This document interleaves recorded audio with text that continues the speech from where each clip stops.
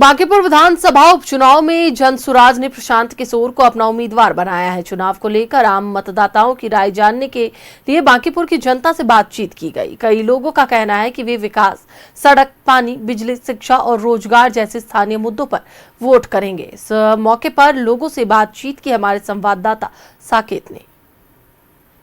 होने वाले उपचुनाव को लेकर अब जनसुराज पार्टी की तरफ से प्रशांत किशोर का नाम आगे कर दिया गया है। यानी कि अब ये तय हो गया है कि प्रशांत किशोर ही चुनावी मैदान में उतरेंगे और अब ये देखने वाली बात है कि आखिरकार इस चुनाव को प्रशांत किशोर सिर्फ प्रभावित करेंगे या फिर कड़ा मुकाबला होगा। ऐसे में ये जानने की कोशिश करेंगे कि बांकीपुर में जो उपचुनाव होना है, प्रशांत किशोर जो है वो अब चुनावी मैदान में उतर रहे हैं।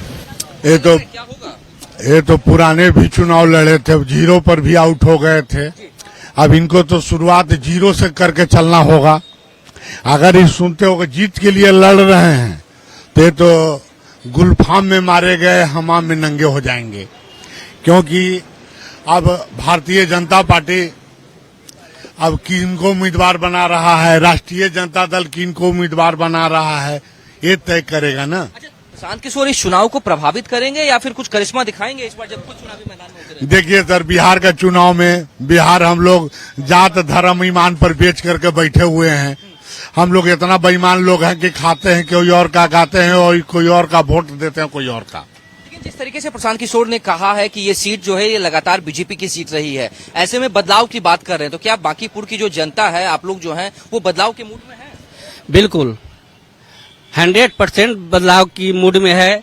लेकिन हम लोग क्या है, जात में, धर्म में के दलदल में फंसे हुए हैं। यहाँ से हम लोग को उठना पड़ेगा।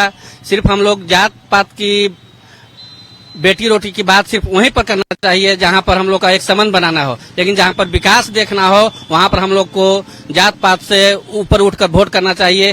क्योंकि सभी लोग आते हैं भावना, जात पात की भावना से बात करते हैं, लेकिन जब सदन की हो जाते हैं तो उसी की मखमली कालीन में सब सिमट जाते हैं और जात पात को कुचल देते हैं।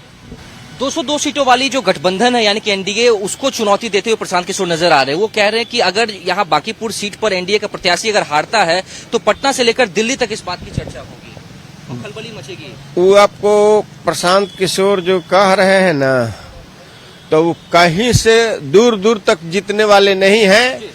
वो एक एमएलए के लिए मर रहे हैं, लेकिन Bharatiya Janata party MLA MP को स्टेट के लिए मरता है, स्टेट बनाने के लिए। देखिए, बंगाल ले लिया, असम ले लिया, मैंने आपको स्टेट के लिए जुगाड़ रखता है अपना। कोई खतरा नहीं। प्रशांत किशोर जैसे जीरो पे आउट हुए वैसे ही फिर जीरो पे आउट हो जाएंगे। इनकी पोशाक और पहनावा से तो लग रहे हैं कि कहीं न कहीं यह राजनेता ही हैं और कहीं न कहीं पुराने राजनेता हैं और कहीं न कहीं किसी पार्टी से फोबिया से ग्रसित हैं।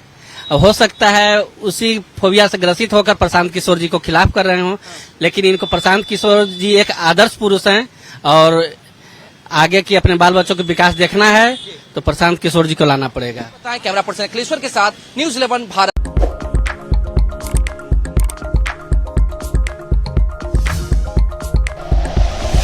Like and share videos, subscribe करें हमारा चैनल और प्रेस करें बेल आइकॉन। न्यूज़ 11 भारत, सच है तो दिखेगा।